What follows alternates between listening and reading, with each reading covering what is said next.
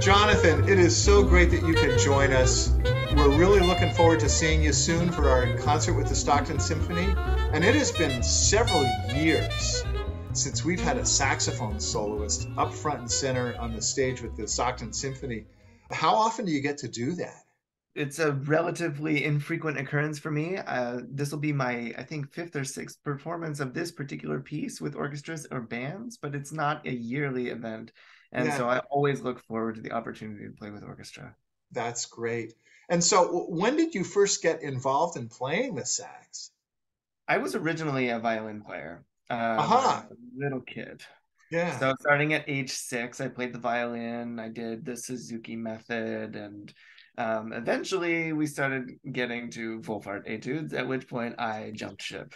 I thought to myself, if this is classical music, I don't want to do it. Yeah. So I decided I wanted to get as far away from that as possible. And my parents are both musicians. My mom has been a choral conductor for a long time and also directs opera and is a church musician. And my dad plays pedal steel guitar and also electric guitar and in jazz and Western swing contexts. And he also plays in the Ronstadt Review, which is a Wow. Yeah. it's really fun. So I was growing up with these musician parents, and my mom had just taken a trip to Cuba where she had studied some music and had brought back some albums, including two that really struck me. One was by a group called Havana Sax, which was a saxophone quartet Uh-huh. plus. And the other one was this big band album. And I loved the sound of this Cuban big band, especially the screech trumpet player in the back. It's really Uh-huh. a tremendous, tremendous sound.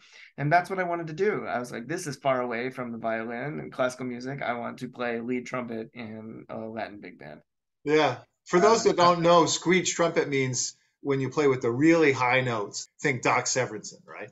yes, exactly. Or Wynton Marsalis or John Faddis. Absolutely. Yeah. So I remember telling my folks that I no longer wanted to play the violin and I wanted to play the saxophone. And they said, well, that's odd. You've put so much time into it, but if that's what you want to do, but you have to get good at it. So if you switch now, you have to take it all the way through high school. And at which point you can reevaluate, but you have to really commit. So I said, yes, okay, I want to do that. And so they went to the music store and they got this instrument and they got back and they were excited to show it to me.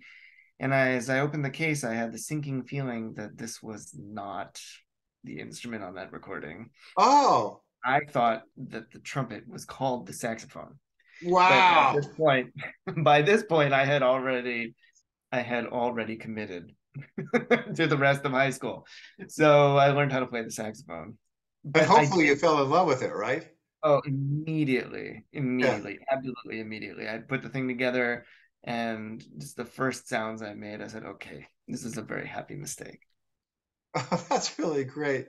Well, thinking of orchestral instruments, thinking about the viola, some violists started on violin and then they switched, and others started right away on the viola itself. And I guess you could say that maybe with the sax, some people come to it from the clarinet or the bassoon, and other people go into it right away. Yeah, absolutely. I mean, the conventional wisdom for saxophone players is if you want to play the saxophone, start on the clarinet. And so you have quite an unusual arc, a path. Instead of starting on the clarinet or bassoon, you went from the violin to the sax. And so within the saxophone universe, and I'm sure you know a lot of your colleagues, has anybody else had that path? I cannot name them offhand. I can't be the only one, but can't actually think of anybody right now. That's definitely true. You may be unique in that regard. Who That's knows? possible. Well, That's possible. let's not get any data. Let's say it's true that you're the only one. That's great. Yes, I'm fine with that. All right. So you're going to be playing Escapades by John Williams, which is a collection of music that he scored for this movie, Catch Me If You Can. Oh, it's a fabulous adventure. It's quite an escapade, actually. It's an aptly entitled piece. I love the work, especially the second movement. And it's just so deeply evocative. And I appreciate John Williams' melodies very, very much. you're going to have as a really big partner in this piece the vibes player playing right behind you, who has played with the Stockton Symphony for many years. He's an excellent musician, Mike Downing, and I think he's the one who really recommended we get in touch with you for this piece. Well, thank you, Mike. Thank you, Mike. I really appreciate that. And it'll be a real pleasure to play with you again. We've done the piece together 2 times previously, so this will be our 3rd time at it. Wow. Well, that's fantastic. Now, you've got a really full life as a saxophone soloist. I mean, what are all the areas of the music biz that you're involved with? So sometimes I get to do concertos like this, and I really enjoy that. I also do some solo playing with piano. I also play in a saxophone and harp duo with a harpist, fabulous harpist in Oakland, and is teaching at the San Francisco Conservatory. And I play in a very contemporary music ensemble called New Thread Quartet in New York City. That's been around for 10 or 11 years at this point. And I teach at the University of Massachusetts Amherst. And as part of that, I really enjoy my colleagues, and we decided during the pandemic to put together a winds chamber group, which is saxophone, clarinet, horn, bassoon, and flute.